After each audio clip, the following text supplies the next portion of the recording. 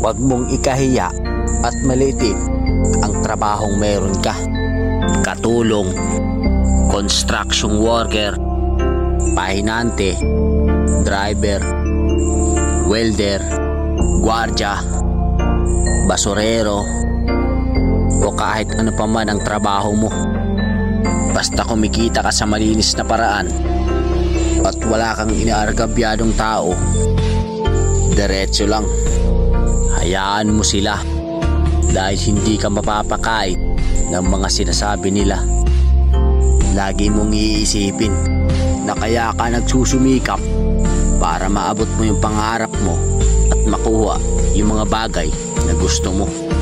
Ipagmalaki mo yung trabahong meron ka, kundi dahil sa atin wala silang matibay na paniniwala.